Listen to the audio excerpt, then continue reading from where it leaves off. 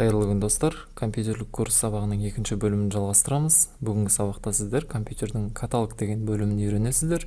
Яғни компьютердегі барлық файлдардың қайда және қалай сақталғанын талқылаймыз. Мен қазір Windows 10 операциялық жүйесінде жұмыс жасаймын. Егер сіздерде мен көрсетіп жатқан нәрселер басқаша болса, онда сізде операциялық жүйе басқа болуы мүмкін.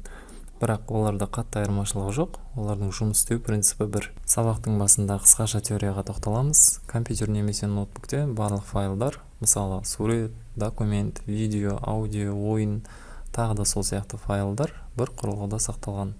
Ол құрылғы HDD, қазақша қатты диск деп аталады. Яғни сіздің барлық файлдарыңыз осы қатты дискте сақталады. Енді осы қатты дисктің ішін бірнеше бөліктерге бөлуге болады. Оларды том деп атайды. Том дегеніміз ол бізде локальный диск, немесе сіз өзіңіз қандай атау бересіз, сол бөліктер. Локальный дискісі ол бізде базовый том. Сіз жаңадан компьютер алсаңыз, оның ішінде міндетті түрде локальный дискісі болады. Себебі дискісіда операциялық жүйе Windows орналасқан. Ал қалған томдарды сіз өзіңіз дисктің бос бөлігінен бөліп алсаңыз болады. Өзіңіздің компьютеріңіздегі томдарды көру үшін осы рабочий столда сіздерде этот компьютер деген значок тұру керек. Егер бұл значок болмаса, төменгі панельде орналасқан проводник, яғни мына сары папканы басамыз. Осы жерден сол жақ боковой панельден этот компьютер параметрін басамыз. Сосын сіздерде осындай сіздің компьютеріңіздегі дисктер, яғни томдар шығады. Бұл жерде менде екі том бар. Біріншісі ол локальный дискісі. Бұл жаңағы айтып кеткен базовый томымыз. Яғни осы дисктің значогында мына жерде Windows-тың белгісі тұр. Ол дегеніміз осы локальный дискісіда Windows орналасқан. Келесі ол новый том деген атауды мен өзім бергем. Яғни бұл екінші локальный диск. Мынау бірінші локальный диск, мынау екінші локальный диск. Яғни қатты дисктің іші екі бөлікке бөлінген. Мысалы, мына жерде басқа ноутбукте, бұл жерде тек қана локальный дискісі бір ғана том тұр. Яғни басқа томдар бөлінбеген. Бөлінбеген себебі бұл жерде қатты дисктің размері бізде бар болғаны 128 гигабайт. Сол үшін бұл қатты диск томдарға бөлінбеген. Дисктің памяти туралы келесі бөлімдерде айтамыз. Сонымен бізде локальный диск дегеніміз файлдар сақталған бөлімдер. Локальный диск бір ғана С болуы мүмкін, немесе бірнеше томдардан тұруы мүмкін. Ол қолданушының өзіне байланысты болады. Енді кішкене математикаға келіп тоқталайық. Мысалы, бізде өлшем бірліктері бар.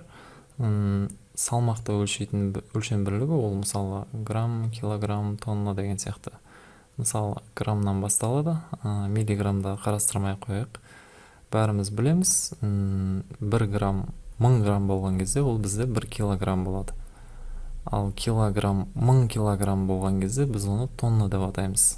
Яғни грамм, килограмм, тонна. Пока бізде тоннадан астам өлшейтін өлшем бірлігі әлі шыққан жоқ. Сол сияқты ара қашықтықты есептейміз. Мысалы, ара қашықтықты расстоянияны өлшеу үшін ең алғаш бізде миллиметрден басталады. 1 миллиметр мысалы. Миллиметр 10 миллиметр болған кезде біз оны 1 сантиметр деп айтамыз. Ал сантиметр 100 сантиметр болған кезде біз оны метр деп айтамыз. Ал метр 1000 метр болған кезде біз оны километр деп айтамыз. Яғни осы километрмен пока что тоқталамыз. Бұл жерде көріп тұрсаңыздар, мысалы біз граммда грамм 1000 болған кезде килограмм болады, ол 1000 болған кезде тонна болады. Яғни өлшем бірлігі 1000-ға жеткен кезде келесі этапқа өтіп отыр. Ал ара қашықтықты есептеуде сәл басқаша. Яғни бірінші өлшем бірлігі миллиметр 10-ға жеткен кезде ол сантиметр болды. Енді сантиметр 100-ге жеткен кезде ол метр болады. Ал метр 1000-ға жеткен кезде ол километр болады. Яғни бұл жердегі алгоритм 10, одан кейін 100, одан кейін 1000. Яғни осы сияқты енді біз файлдардың салмағын өлшеу үшін бізде жаңа, яғни өлшем бірлігі байт ойлап табылған. Байт та осы принциппен жұмыс істейді, бірақ сәл басқаша. Мысалы, 1 байт ең төменгі өлшем бірлігі файлдың байттан басталады. Байт 1024 байт болған кезде ол килобайт болады. Ал килобайт 1024 болған кезде біз оны мегабайт деп айтамыз. Мегабайт 1024 болған кезде біз оны гигабайт деп айтамыз. Яғни гигабайт 1024 гигабайт болгон кезде биз аны терабайт деп айтамыз. Пока что биздеги барлык курулгулар осы терабайтка дейин, одан да ары карай кете берет, бирок ол памятке биз әлі жеткен жокпуз. Мына жерде карайтын болсаңыздар, неге барлыгы 1024? Мисалы, бизде салмак өлчөм бирлигинде 1000 менен, ягни 100 менен, 10 менен эсептедик, бирок мына жерде неге именно 1024? Неге 1000 эмес? Ол бизде разрядтарга байланыштуу. Бизде осындай электрондуу техникаларда разряд деген нерсе болот. Разряд мисалы 1ден башталат. 1ге өзүн косатын болсак бизде 2 болот.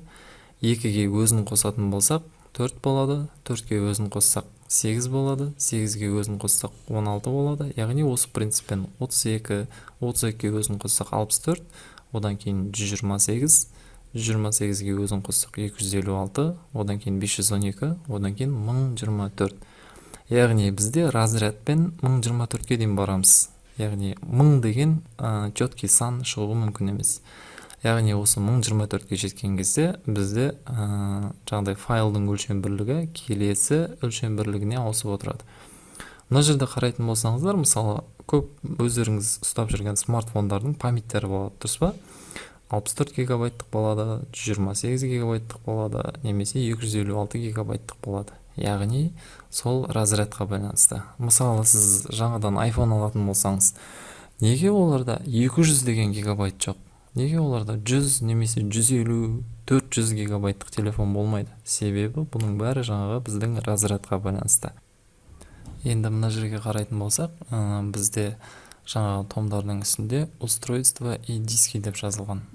Диск дегенimiz бизде мына локальный диск мен новый том экеуі бизде диск. Одан кейін тұрған дисковод, CD дисковод дегенimiz, егер сізде ноутбукте диск салатын орын болатын болса, осындай значок болады. Ал ең бірінші тұрған мына жерде Huawei P20 деп тағы да бізде құрылып отыр. Бұл мысалы менің телефоным қазір кабельмен ноутбукке жалғанып тұр. Яғни мынау құрылғы, мынау дисктер. Яғни сіздің ноутбукыңызға жаңадан қосылған құрылғылардың бәрі осы жерде пайда болады. Мысалы мен қазір ноутбукке USB флешка қосатын болсам, ол флешка бізде осы жерде пайда болады. Қазір бізде флешка қосылды, және оның мына жерде значогы USB накопитель деп сол флешканың белгісі шықты. Мысалы бұның барлығын көп адамдар біледі. Бұны не үшін айтып атқан себебім, біз бұл жерде компьютердің жұмыс істеу принципін, яғни талқылап жатырмыз. Устройство және диски, құрылғылар және дисктер. Барлық дисктер, барлық жаңадан қосылған құрылғылар сіздерде осы жерде пайда болады. Этот компьютердің ішінде осы жерде устройство и диски деген жерде. Енді бізде мына жерде тұрған информацияны қалай түсіну керек екенін талқылаймыз. Мысал ретінде біз локальный диск саны қарастырамыз. Мына жерде бізде бірінші тұрған бұл дисктің значогы, яғни логотип деп айтсақ та болады. Ол бізге қысқаша ақпарат береді, яғни только дисктің өзі тұрса, ол бізде қосымша локальный диск. Ал егер Windows'тың значогы тұратын болса, ол жерде ол дискте бізде операциялық жүйе орналасқан деген мағынаны білдіреді. Ал жоғарыда тұрған локальный диск деген ол бізде сол томның атауы, яғни дисктің атауы. Локальный диск ол жерде басқа да атау тұруы мүмкін. Мысалы өзіңіз жазып қойсаңыз, өзіңіздің атыңызды жазып қоюға болады, немесе суреттер, ойындар деген сияқты соларды жазып қоюға болады. Өзіңіз қандай атау бересіз, сол атау тұрады. Бірақ локальный дискісі ол бізде базовый дисктің атауы. Келесі ортада тұрған мына бөліктер, бұл көк және ақ. Көк түсті бөлік бізде, яғни бос емес, бізде дисктің жартысы көк түс болып тұр. Яғни осы көк түсте бізде файлдар орналасқан. Яғни бұл орындар бос емес деп тұр. Ал ақ түсті бізде бос орынның жаңағыдай көлемін көрсетіп тұр. Яғни диск жартысы тола, жартысы бос. Дисктің жартысына файлдар басылған, дисктің жартысы бос, тағы да басқа да файлдарды баса берсек болады деп тұр. Және оның астында осындай қысқаша ақпарат береді бізде. 44 гигабайт свободно из 118 гигабайт деп тұр. Яғни бұл 128 гигабайттық диск, бұл жерде 118 деп көрсетіп тұрғанына 10 гигабайтта бізде резервный память деп айтылады. Ол бос орынды бізге көрсетпей, компьютер өзі бөлек алып қалады. Яғни 118 гигабайттан бізде 44 гигабайт қазір орын бос тұр. Кейде осындай жағдайларда кездестіруге болады. Маған кейде таныстарым келіп жатады, яғни ноутбугым соңғы кезде жай жұмыс істеп жатыр, қатып қала береді, көріп берші деп. Кейін ноутбуктың ішін ашып қарасақ, бізде локальный диск осылай тұрады. Бұл жерде бізде локальный диск астындағы шкаласы қызылмен белгіленген. Бұл дегеніміз бізде локальный дисктің памяті толып қалған. Яғни сол Windows орналасқан базовый диск саны бұлай толтыруға болмайды. Себебі бұл бізде жаңағыдай Windows орналасқаннан кейін ең главный біз жұмыс істеген кезде орын алатын память бізде осы память. Бізде компьютер жақсы жұмыс істеу үшін бізге көп бос орын керек. Яғни егер біз сының бәрін полностью толтырып тастайтын болсақ, бізде уже жұмыс істеуге орын болмағаннан кейін компьютер қатып жұмыс істейтін болады. Сол үшін осындай жағдайға жеткізбес үшін бізде көбінесе дискті бірнеше бөліктерге бөлеміз. Яғни видео, мысалы көптеген файлдар, ойындарды диск сыға емес, дискті немесе еге басқа томдарға орналастырған дұрыс. Енді бізде локальный диск сының ішінде ең басты, ең главный, яғни бізге компьютердің дұрыс жұмыс істеу үшін маңызды папкалар бар. Бұл бізде программа Files, программа Files 86, Windows және пользователи деген папкалар. Мысалы, егер сіздерде жағдай сының памяті толып қалған жағдайда, кейбір файлдарды удалить ету керек болады. Бірақ сіз сының ішіне кіріп, біраз кез келген папканы таңдап удалить ететін болсаңыз, ол дұрыс емес. Бұл жерде программа Files, программа Files 86, Windows пользователи деген папкалерге мүлдем тиіспеңіз. Себебі бұл папкалер Windows-тың өзінің папкалері. Егер де осы папкалердің ішіндегі немесе басқа да файлдар жойылып кететін болатын болса, онда уже сізде операциялық жүйе бірден істен шығуы мүмкін. Сосын уже компьютеріңіз бұзылады. Сосын ноутбукты жаңағыдай ремонтқа апарып, қайтадан жаңа операциялық жүйе бастырып, сөйтіп дұрыстап алу керек болады. Сол үшін осы папкалерге тиіспейміз. Мысалы, қазір локальный диск сының ішіне кіріп көретін болсақ, мына жерде менде жаңағы папкалер бар. Және ол папкалерден бөлек тағы папкалер бар. Мысалы, менде бірінші config, drivers, flutter, intel деген папкалер бар. Одан кейін мына жерде жаңа мен көрсеткен программа Files, программа Files 86, Windows және пользователи деген папкалер бар. Мынау жоғарыдағы папкалерді удалить ете беруге болады. Бірақ сонда да абайлау керек. Бұл мысалы сіздің компьютеріңізде орнатылған бір программаның файлы болуы мүмкін. Егер мына жердегі осы мысалы config деген файлды удалить ететін болсақ, бізде Windows дұрыс жұмыс істей береді, бірақ соның ішінде орналасқан бір программа дұрыс жұмыс істемей қалуы мүмкін. Егер де ол папканың ішіне кіріп қарайтын болсақ, бізде осындай бір документ бар екен. Бұл неге тиіспейміз? Памяти өте аз. Ал drivers деген папканың ішінде, мысалы мына жерде компьютерге керекті драйверлердің орнатылатын файлдар орналасқан екен. Драйверлер туралы келесі сабақтарда айтатын боламын. Мына жерде тағы да Flutter деген папка тұр. Бұл бір определенный белгілі бір программаның папкасы. Яғни бұның памяти размер 128 гигабайт екен. Және Intel. Бұл да бізде бір кейбір драйверлердің папкасы. Яғни ішіне кіріп көрсек, пустая папка дейді. Егер осындай сіздерде бос папка болса, оны қорықпай удалить ете беруге болады. Егер де мына осы диск сының ішінен бір нәрсе удалить ететін болсаңыз, сіздерден мысалы предупреждение береді. Бұл папкалерді, яғни для удаления этих папки нужно обладать правами администратора дейді. Яғни осы папканы удалить ету үшін сіз администратор болуыңыз керек деп тұр. Мына жерде продолжитті бассаңыз, ол папка удалить етіліп кетеді. Бірақ бұл дегеніміз жаңағыдай сізге предупреждение беріп тұр. Бұл нелерді удалить еткен опасно деп. Бірақ мұны папканың ішінде бізде ешқандай файл жоқ, сол үшін біз бұны қорықпай удалить ете береміз. Компьютерді енді үйреніп келе жатқан жағдай әлі мүлдем хабар жоқ адамдарға сәл түсініксіз болуы мүмкін. Мен жаңа мысалы папканы таңдағаным, ол кезде мен клавиатурадан delete немесе del деген кнопканы бастым. Егер сол кнопканы бассаңыздар, сіздерде удалить етіледі. Клавиатура туралы менің алдыңғы сабақтарымда Word-тың бірінші бөлімінде айтып өткен, сол жерден көрсеңіздер болады. Немесе жаңағыдай осы папканың үстінен мышканың оң жағын басып, удалить батырмасын басасыздар. Яғни солай жаңағы папканы удалить етуге болады. Енді мына жерде program files деген бұл бізде сіздің компьютеріңіздегі орналасқан қосымша программалар. Мысалы, неше түрлі программалар болуы мүмкін. Ішіне кіріп көретін болсақ, мысалы Adobe-тың ішінде бізде Adobe Illustrator орнатылған, яғни сондай программа. Android дегенде жаңағыдай Android Studio деген программа орнатылған, Application Verifier деген тағы да сондай программа бар екен, яғни Asus-тың өзінің керекті программалар орнатылған, яғни сол сияқты мына жерде Canon, Google-ға кіретін болсақ, бұның ішінде браузер, Google Chrome-ның папкалары. Сол сияқты көптеген сіз орнататын программаның барлығы осы program files-тың ішіне орнатылады. Ал program files 86 деген бұл бұрынғы форматтағы программалар болатын болса, осы папканың ішіне орнатылады. Яғни 32 разрядты программалар деп айтады. Ол туралы да келесі сабақтарда айтамыз. Егер 32 разряд, мынау бізде 64 разрядты. Қазір менің ноутбугым 64 разрядты. Мынау 32 разряд деген ол бұрынғы формат. Бұрынғы программалар осының ішінде орнатылады. Және де Windows деген бұл ең басты, ең главный папка. Бұл папкаға мүлдем жаңағыдай өзгертуге, удалить етуге болмайды, бірақ ішіне кіріп көре берсеңіз болады. Онда тұрған еш нәрсе жоқ. Windows-тың жұмыс істеуі үшін керекті көптеген файлдар, папкалардың барлығы осы жерде орналасқан.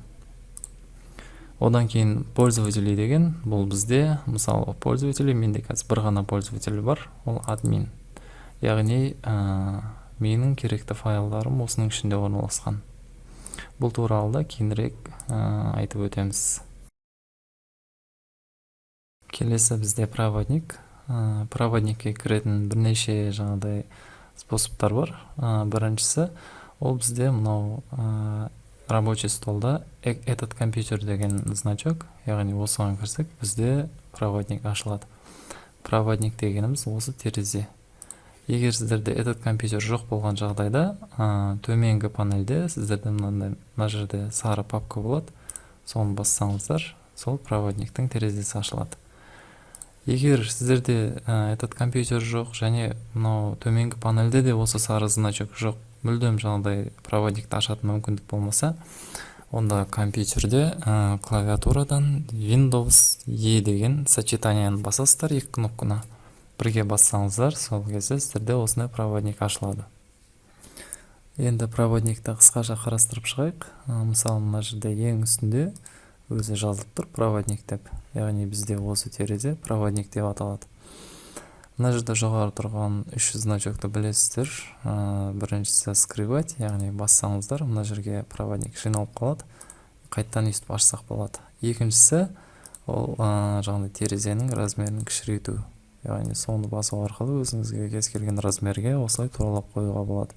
Қайттан басатын болсақ, ол жаңағыдай полный экранды занимать етеді.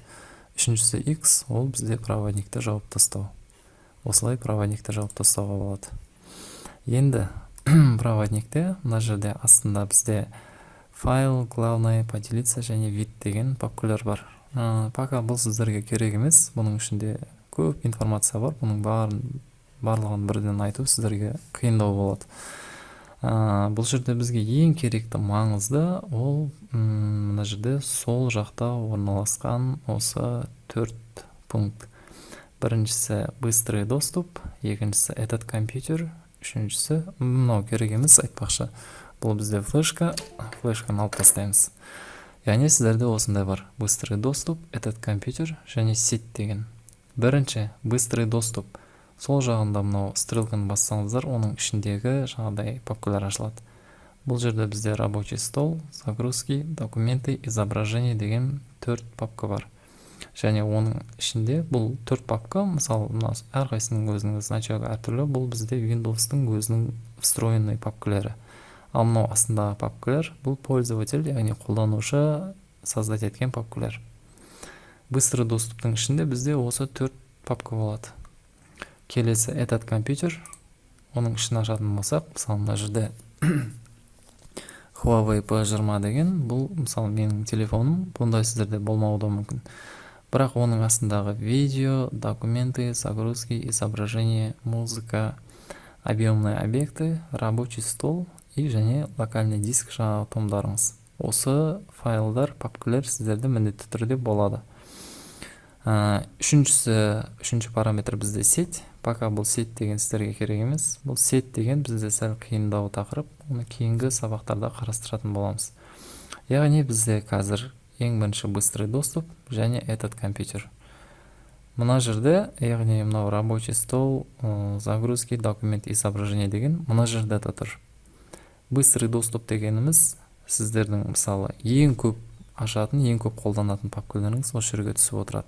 Бұның жаңағыдай положениесі осы жердегі папкалар постоянно өзгеріп отырады. Сіз ең көп қолданатын папка немесе файлдар осы жерде ауысып шығып тұрады. Пока что быстрый доступты жабамыз. Бізге қазір керегі мынау этот компьютер. Этот компьютердің үстінен басатын болсақ, бізге жаңағы томдар және қосылған құрылғыларды көрсетеді. Оның астында, мысалы мына жерде видео деген папкада бұл жерде видеолар сақталады. Но біз өзіміз басатын емес. Егер сіздерде жаңағыдай монтаж жасайтын немесе бір қосымша программалар болатын болса, ол жерде өңделген видеолар осы папканың ішіне түсіп отырады. Немесе оның жаңағыдай путін басқа жерге көрсетіп қоюға болады. Стандартты түрде берілген папка бұл жерге міндетті түрде емес, басқа жерге сақтай берсек те болады. Келесі астында документы деген тоже жаңағыдай программалардың немесе ойындардың қысқаша жаңағыдай настройкалары немесе сохранениелер сақталатын документтер осы документы деген папканың ішінде болады.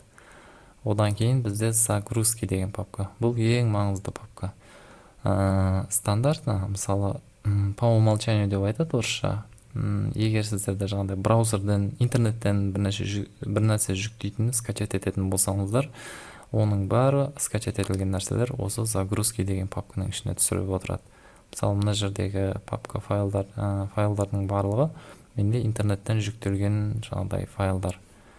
Мысалы, көп адамдар осы нәрсені таппай жатады, интернеттен жүктеп алып, ол қай жерде деп. Жаңағыдай ол нәрселерді көру үшін проводникті басасыздар. Мына жерде загрузки деген папканы ашсақ, интернеттен жүктелген файлдарымыздың барлығы осы жерде орналасады. Одан кейін изображение дегенде сол жаңа видео деген папка сияқты. Егер сіздерде жаңағыдай сурет өңдейтін программалар болса, ол жерде өңделіп шыққан суреттердің барлығы осы изображение деген файлдың ішінде сақталады. Немесе жаңағыдай өзіңізден сұрайды, қай жерге сақтау керек екенін өзіңіз көрсетесіз. Бірақ осы изображение сақтауға арналған стандартты папка. Келесі музыка, тоже музыка сақтауға арналған папка. Именно бұл жерге емес, басқа жерге де сақтай беруге болады. Бұл дегеніміз негізі Windows-тың өзінің жаңағыдай стандартты берілген папкалары. Одан кейін объемный объекті деген бұл пока керек емес. Келесі бізде рабочий стол. Рабочий стол дегеніміз негізі оның өзі бір папка. Рабочий стол дегеніміз, мысалы, мынау басты экран. Осы жерде, мысалы, компьютер қосылған кездегі шығатын экран бізде рабочий стол. Рабочий столда бізде көптеген программалардың, документтердің осындай значоктары тұрады. Бірақ бұл рабочий стол дегеніміз, яғни папка. Мысалы, мына жерде менде әртүрлі файлдар бар. Осы файлдар мына жерде папканың ішінде көрсетілген. Яғни рабочий столдың өзінің бөлек папкасы бар. Астындағы екі диск, ол локальный диск. Дисктерді жаңа біз қарастырып өттік. Сосын мына жерде бір кез келген папканың ішіндегі файлдардың қысқаша ақпараттарын көруге болады. Сіздерде бірақ именно бұлай тұрмауы мүмкін, басқаша болуы мүмкін. Ол үшін мысалы мына жерде бос жерге, ақ жерге мышканың оң жағын басамыз. Сосын мына жерде вид деген нәрсе бар. Осы видтің ішінде менде таблица деген пунктте тұр. Мысалы мына жерде огромный значки десек болады. Ол жерде біздің файлдарымыз үлкейіп кетеді. Потом крупный значки десек, сәл кішірейеді. Тағы яғни суреттердің бәрінің ішінде қандай сурет бар, соны көрсетіп тұрады. Одан кейін обычный значки деген бар. Бұл одан да кішірейтіп көрсетеді.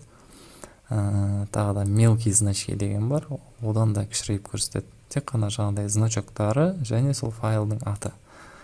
Және тағы список деген бар. Список тек қана былай тұрады. Мысалы, мына жерде часто используемые папки и последние файлы. Ең соңғы ашылған файлдар деп тұр. Одан кейін бізде таблица.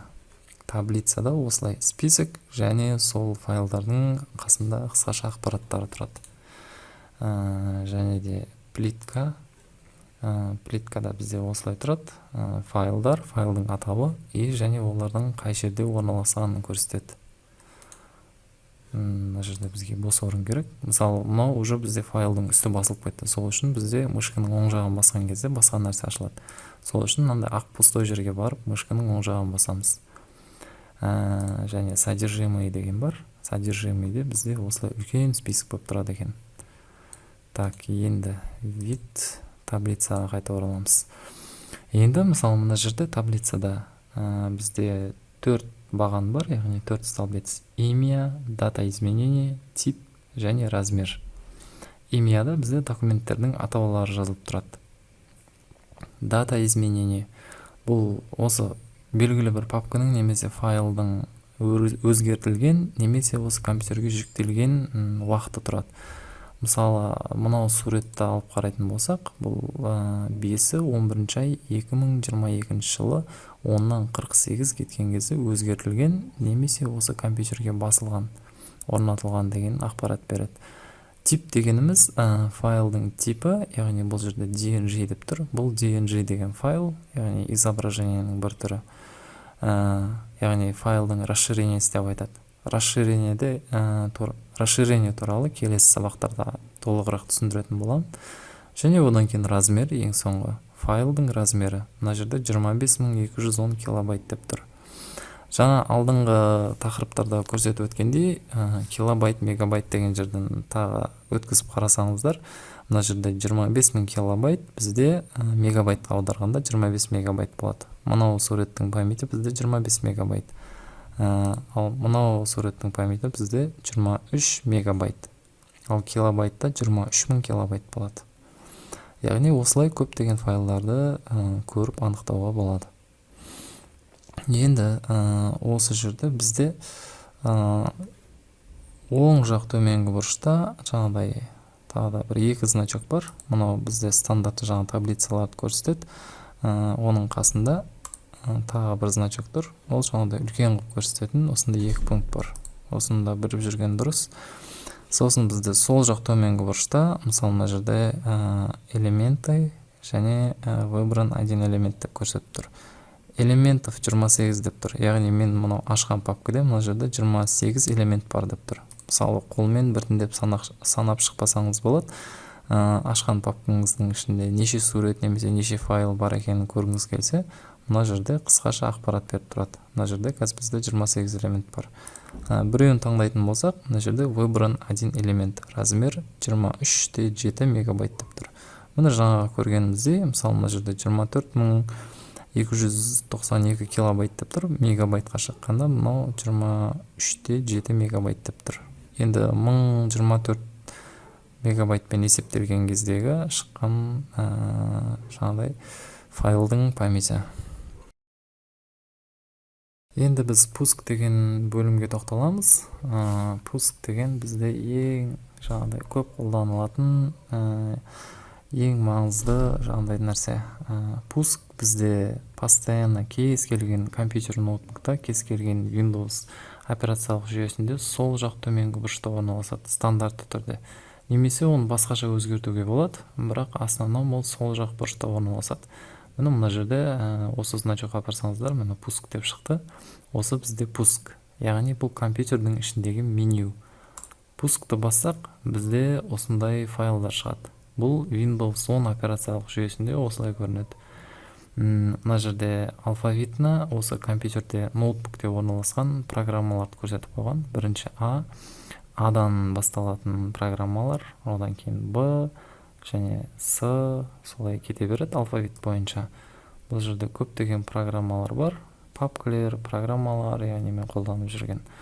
Және соның астында бізде Windows-тың өзінің жаңағыдай стандартты программалары бар. Ең төменгі жақта мына жерде бұл служебные Windows, специальные возможности және средства администрирования, одан кейін стандартный Windows. Яғни осы 4 программа бұл бізде Windows-тың стандартты программасы. Бірінші служебный Windows деген, бұның ішінде бізде Windows-тың жұмыс істеуіне арналған бірнеше жаңағыдай файлар бар, кішігірім программалар. Мысалы мына жерде выполнить диспетчер задач, командная строка, панель управления, проводникке осы жерден кірсек те болады. Проводник және этот компьютер. Средства администрирования деген осындай бізде файлдар бар, яғни программалар. Командная строка деген бұл бізде ашып көрсете салайын, осындай командалар жазуға арналған строка, Windows-тың настройкаларын туралауға арналған. Бұл туралы да толығырақ келесі сабақтарда айтып өтемін, себебі бұл туралы углубленный, мысалы, анығырақ ақпараттарды көрсету керек. Бұл жаңағыдай Windows-тың өзінің настройкаларын туралау үшін керек нәрсе. Бұның ішінде және панель управления деген бар, ең жаңағыдай маңызды Windows-тың настройкаларын туралауға арналған папка. Бұл туралы келесі сабақтарда айтып өтемін. Және одан кейін специальная возможность деген бар. Мына жерде экранная клавиатура деген, егер сіздерде жаңағыдай компьютерде, бір жағдайда жаңағыдай клавиатура жоқ болып қалған жағдайда, немесе клавиатура істемей қалған жағдайда, экранная клавиатура дегенді бассаңыздар, сіздерде осындай компьютердің бетінде клавиатура шығады. Бұл жердегі кнопкаларды, яғни осындай мышкамен басуға болады. Кез келген программаны ашып, соның үстінен экранная клавиатураны ашсаңыз, сол жерде таңдап, кез келген сандарды, әріптерді осымен жаза берсеңіз болады. Және келесі бізде специальный возможностьтың ішінде экранная лупа деген. Бұл мысалы белгілі бір жерді жақындатып көруге арналған. Мысалы қазір бізде лупа 200%-ке жақындатып көрсетіп тұр. Бір керекті жерлерде осылай қолдансаңыздар болады. Так, сосын келесі бізде мына жерде специальный возможностьтің ішінде экранный диктор. Яғни сіздерде жаңағыдай ашылған документтің немесе тексті бар бір нәрселерді ашсаңыздар, экранный диктор сол жерде жазылған тексттерді оқып беретін программа. Бұл программалар көп қолданылмайды, бірақ бұлай қолданып көрсеңіздер болады. Және одан кейін средства администрирования, бұл жерде компьютердің жаңағыдай ең қиын настройкаларын туралауға арналған файлдар орналастырылған. Қарапайым қолданушыға бұл файлдардың ешқайсының керегі жоқ. Бұл файлдармен жұмыс істеу өте қиын, сол үшін бұл бізге керек емес. Сосын ең соңғы астында стандартный Windows деген, бұл жерде бізге керекті жаңағыдай программалар бар. Internet Explorer деген ол Windows-тың өзінің браузері. Мысалы, сіз қазір жаңадан компьютер сатып алып әкелсеңіз, оның ішінде ешқандай файл болмаса, мысалы сіздерге программа біраз нәрселерді интернеттен жүктеу керек болады. Бірақ Internet Explorer деген браузер уже көп жаңа операциялық жүйелерде Windows-тарда поддержка жоқ, уже оның жұмыс істеуін тоқтатып тастаған. Бірақ пока что бұл жұмыс істеп тұр. Бұл бізге браузер Chrome'ды тартып алу үшін керек. Яғни осыған кіріп, бұл Internet Explorer деген браузер дизайн жағынан өте қиын және жай жұмыс істейді. Тек қана жаңағыдай Chrome'ды немесе өзіңізге ұнайтын басқа браузерді тартып алып, интернеттен в дальнейшем сол жүктеп алған браузеріңізбен жұмыс істей бересіз. Мына жерде Math Input Panel деген программа, бұл жаңағыдай математический формулалар жазуға арналған программа. Осыны ашып көріп, былай зерттесеңіздер болады. Және одан кейін тұрған Paint. Paint барлығымыз білетін программа, яғни көптеген информатика сабақтарында баяғыда жұмыс істегенбіз. Сурет салуға арналған программа. Сосын Windows Media Player, бұл жаңағыдай өлеңдерді, видеоларды ашуға арналған программа. WordPad, бұл Windows-тың өзінің стандартты жаңағыдай Word документі, мысалы Microsoft Word сияқты, бірақ Microsoft Word сияқты күші, яғни Microsoft Word-тен күші аз, сол сияқты көптеген нәрселерді аша бермейді, оңай документтерді ашады. Және блокнотты ашып кез келген нәрселерді жаза берсек болады. Одан кейін калькулятор дегенді білесіздер не екен. Және де бізде мынандай ножницы деген программа бар. Бұл ножницы деген экранның кез келген жерін жаңағыдай төртбұрышты объект қылып қарқып алсақ, соны бөлек картина қылып шығарып береді. Енді мынау керек емес бізге. Средства записи действий бұл да керек емес. Таблица символов, факс и сканирование деген. буларды кийинки сабактарда айтатын боламыз. Яғни осы пусктың ішінде бізде осындай компьютерде орналасқан программалар, файлдар, папкаларды көрсетеді. Және сол жақта бізде мына жерде админ, яғни пользователь тұрады, яғни мен қандай пользовательмен кірдім, соны көрсетеді. Оның астында документы деген жаңағыдай быстрый не бар, бассақ осыны біз документы деген папкаға кіреміз. Және тағы да быстрый доступ изображение деп тұр, осыны бассақ изображение деген папкаға кіреміз. Және мына жерде мынандай бізде параметры деген значок тұр. Бұны басатын болсақ, Windows 10 версиясында осындай Windows 10-ның өзінің параметрлері көрсетілген жаңағыдай доступ бар, яғни Windows-тың настройкалары бар. Осыған кіріп, көптеген настройканы дұрыстасақ болады. Бұл туралы да келесі сабақтарда айтып өтемін. Және оның астында, яғни компьютерді өшіретін значок. Спящий режим, ол бізде компьютерді өшірмейді. Жай ғана экранды барлығын өшіріп, осы жұмыс істеп отқан жұмысыңызды сақтап отырады. Завершение работы, оны білесіздер, компьютерді өшіру, перезагрузка, ол компьютерден өшіп қайтып қосылуы. Яғни бізде пускте осындай файл, программалар орналасқан. Пуск бізде компьютердегі меню. Құрметті достар, осымен бүгінгі видеомызды аяқтаймыз. Видеоға барынша лайк басып, комментарий қалдыруларыңызды сұраймын. Яғни сіздердің қолдауларыңыз маған өте маңызды. Келесі видеода кездескенше сау болыңыздар.